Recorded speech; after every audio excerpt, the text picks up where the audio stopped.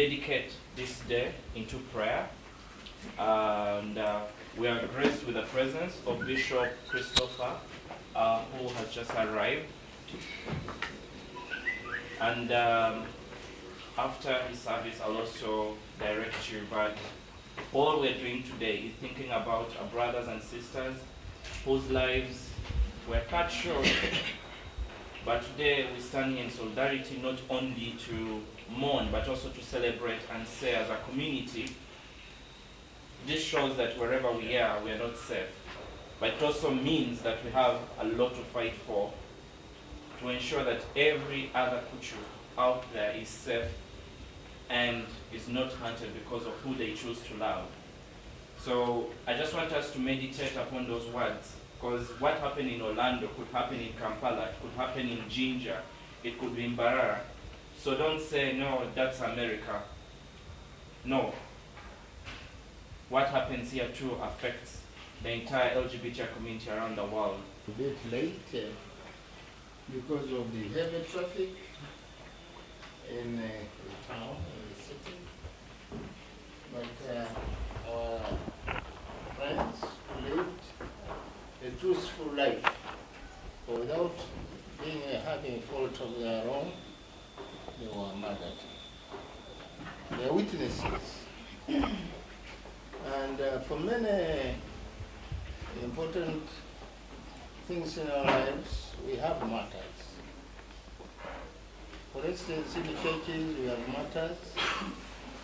As we've been recently remembering the martyrs of Namkongo, and now we definitely remember the martyrs of Orlando and many other places. But we believe that we shall overcome. We shall overcome. There are just two verses which I would like to read as we start. Jesus said, I have yet many things to say to you, but you cannot bear them now. You know, there are many things which we couldn't understand, but we should be ready to learn when these truths are revealed to us. Unfortunately, many people in the world don't like to hear something new. For many people, human sexuality has been heterosexuality. And they find it difficult to bear the truth. But when the truth is discovered, it takes time for people to take it in. But the truth will never die, because God himself is the truth. And God will remain true whether we like it or not. So whether we like it or not, human sexuality is not just heterosexuality alone. As a community, we needed to come together to celebrate and also stand in solidarity. I know all of us have been mourning in our different ways, in our different spaces. Some of us haven't slept the whole week.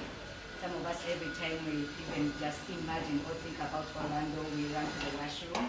Some of us are sweating all the time. But I realized that as a community, we needed to come together as a collective.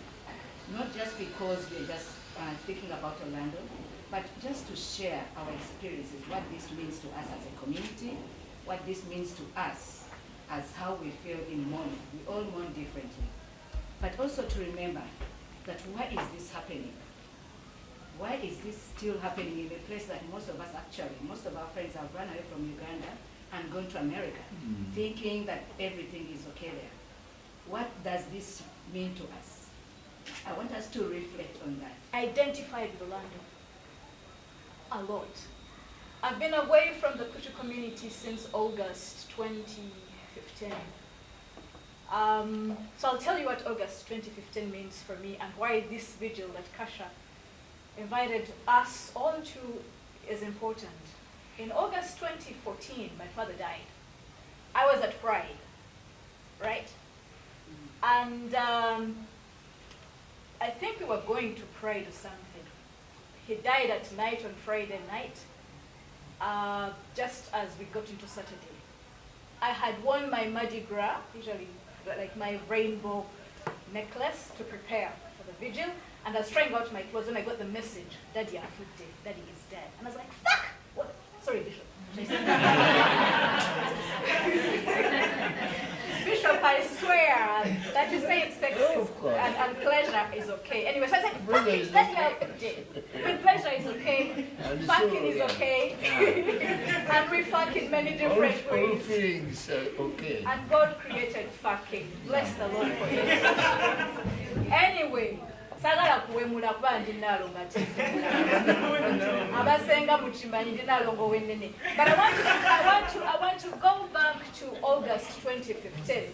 August 2015 for me is a very difficult time because we were having Pride. I was getting excited to go. This is 2014. And then Daddy just decides to die just like that. Okay? When I set my Facebook, when I can't think or do anything like Facebook, when I sent my Facebook post, it was a few minutes after midnight. The first two people who came at about 1 a.m. to my side, I was with my sisters and my children. I'm saying all of this to say that during my own moments of grief, the Kuchu community stood with me. After my Facebook post yesterday, so many people say, look, there's been Machidi, there's been Gulu, there's been Syria, there's been Afghanistan, there's been Boko Haram, there's been Ghana, there's been a long list of deaths. Yes, they have been there. Identifying and standing in solidarity and grieving with Orlando does not reduce any of the other deaths. All human lives matter. Okay? All of us are human beings. This senseless massacre is a product of global pervasive homophobic, transphobic, and biological culture that is fueled by misogyny and radicalized religion. A culture that is not only present in the cisgender heterosexual persons and spaces, but is ingrained in LGBT persons as a result of societal conditioning, as we have been shockingly reminded with the recent events in Orlando that saw 49 killed and 53 injured.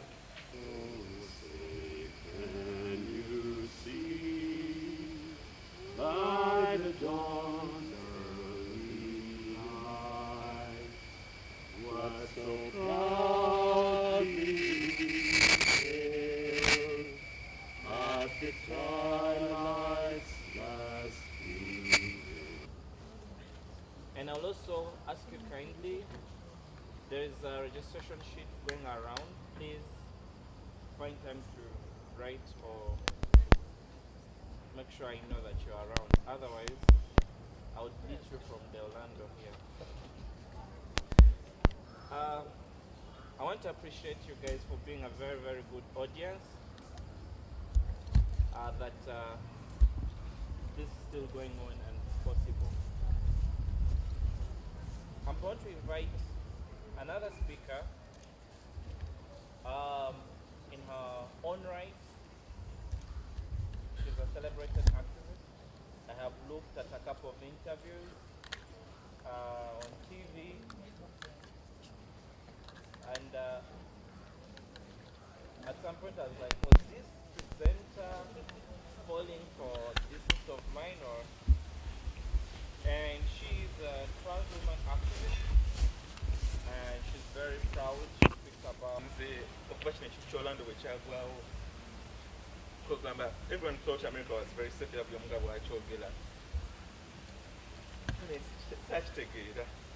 Such together.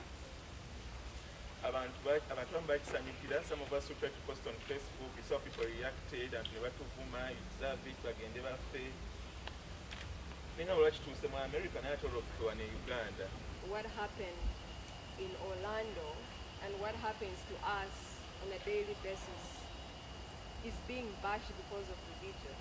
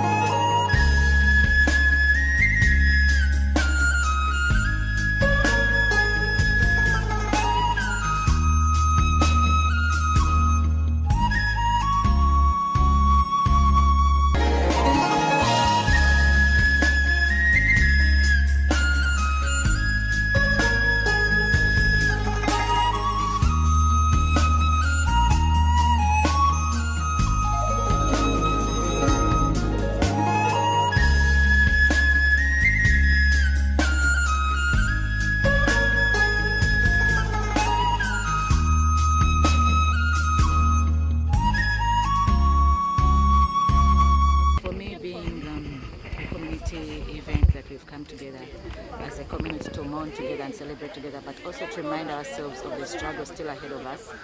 I'm very grateful that even the rain tried to disrupt the event, but it didn't deter people from continuing to come. And actually being on a short notice, calling people in the middle of the night, I feel it's a great success.